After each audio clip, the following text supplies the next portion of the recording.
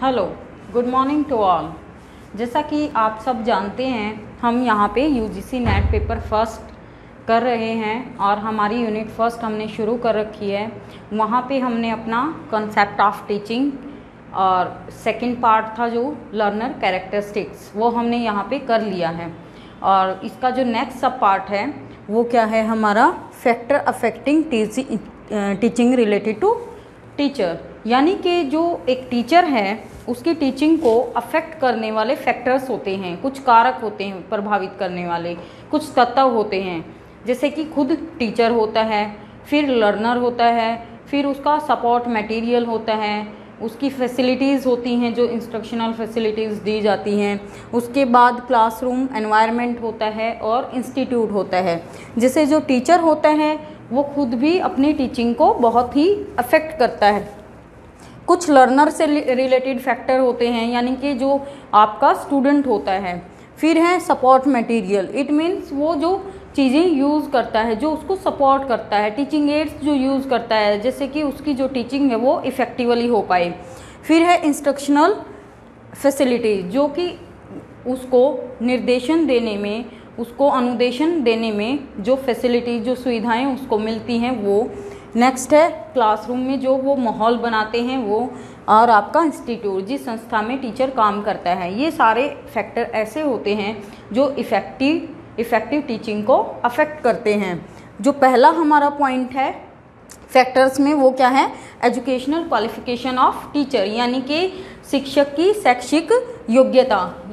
जो हमारा सरकार है या बोर्ड है, उन्होंने अलग अलग कक्षाओं के लिए टीचर्स की जो एबिलिटी है, टीचर्स की जो क्वालिफिकेशन है वो डिटरमिन कर रखी है। इट मीन्स आपका जैसे प्राइमरी क्लासेस के लिए आपको जेबीटी करना पड़ता है, टीजीटी के लिए आपको बीएड करना पड़ता है, इसी तरीके से आपको लेक्चरर बनने के लिए पीजीटी होना होता है। और उसके साथ साथ ऐसे ही आप हायर में अगर आपको जाना है तो एमफिल या पीएचडी करना होता है।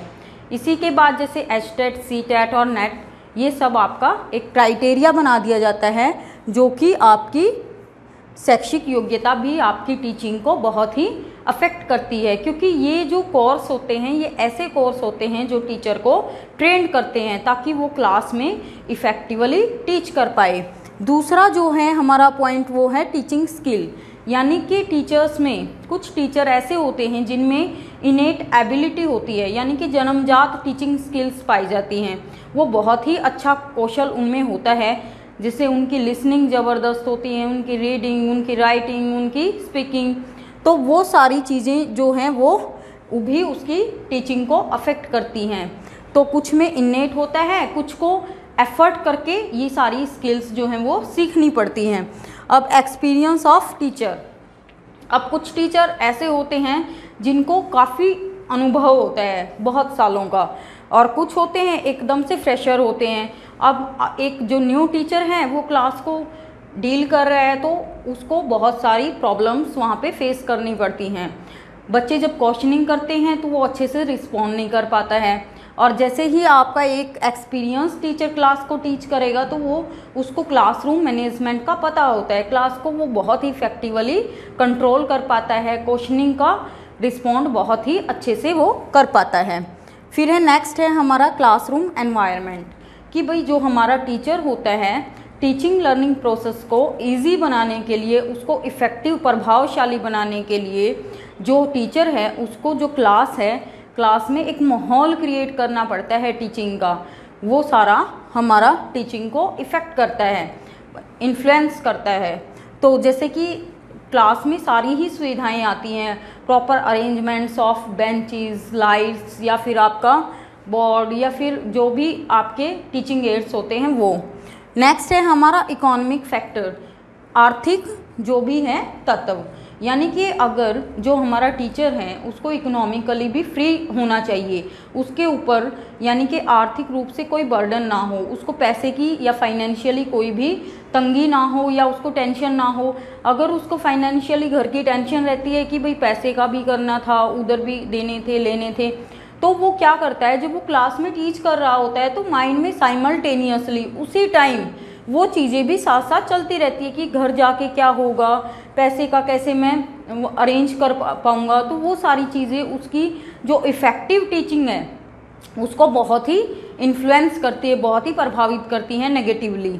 नेक्स्ट है हमारा administration policies of educational institutes, यानी कि जो आपके शैक्षिक जो संस्थाएं हैं वहाँ पे जो प्रशासनिक नीतियाँ हैं, यानी कि जो सरकार है या यूनिवर्सिटीज़ हैं, कॉलेजेस हैं, वहाँ पे जो प्रोफेसर हैं या जो ऑफिसर्स हैं वो स्टैंडर्डाइजेशन वहाँ के निर्धारित करते हैं, रूल बनाते हैं, जो आपकी पॉलिसीज़ बनाते हैं, और उन पॉलिसीज़ को इम्प्लीमेंट कहाँ पे किया जाता है, वो आपके कॉलेज लेवल पे, स्कूल लेवल पे। और कौन करता है? टीचर ही करता है।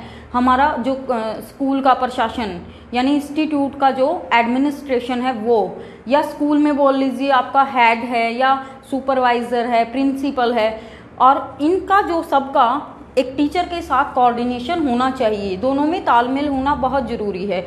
अगर एक जो हमारा कॉलेज है उसमें जो हायर ऑर्डर पे जो बैठे हैं, अगर वो एक प्रेशर बनाते हैं टीचर पर, तो टीचर बहुत ही इफेक्टिवली टीच नहीं कर पाता है।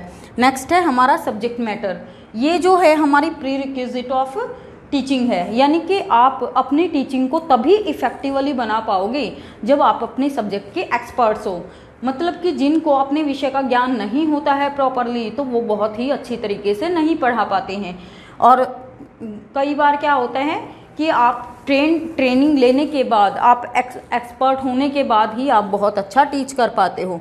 नेक्स्ट है हमारा expectations of society and parents. जो हमारी टीचिंग लर्निंग प्रोसेस है उसको इजी बनाने के लिए, उसको प्रभावशाली बनाने के लिए, इफेक्टिव बनाने के लिए जो हमारा पेरेंट्स हैं या सोसाइटी है, उनकी भी एक टीचर से कुछ एक्सपेक्टेशंस होती हैं, कुछ अपेक्षाएं होती हैं जो उसके टीचिंग को अफेक्ट करते हैं। यानी कि अगर हमारी सोसाइटी है या हमारे पेरेंट्स हैं, पेरेंट्स जो हैं वो इंटरवीनिंग वेरिएबल का काम करते हैं। इंटरवीनिंग वेरिएबल क्या होता है? हस्तक्षेप, यानी बीच में रोक टोक या फिर इंटरफेरेंस करना, वो सारा यहाँ पे। अगर पेरेंट्स बच्चे के ऊपर प्रेशर बनाते हैं तो भी वो ऑटोमेटिकली वो भी टीचिंग में ही जाएगा, बच्चे अच्छे से कंसंट्रेट नहीं कर पाएंगे और वो अच्छे से नहीं सीख पाएंगे।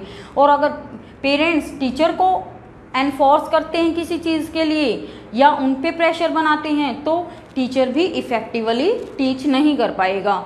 तो जैसा कि आप सब जानते हो, हमने फैक्टर्स अफेक्टिंग टीचिंग यहाँ पे ख़त्म कर लिए हैं। इसके बाद जब हम नेक्स्ट वीडियो करवाएंगे तो वहाँ पे हम नेक्स्ट टॉपिक करवाएंगे। अगर आपको चैनल अच्छा लगे तो प्लीज़ सब्सक्राइब कीजिएगा। मिलते हैं आपको नेक्स्ट वीडियो में, तब तक के लिए बाय बाय।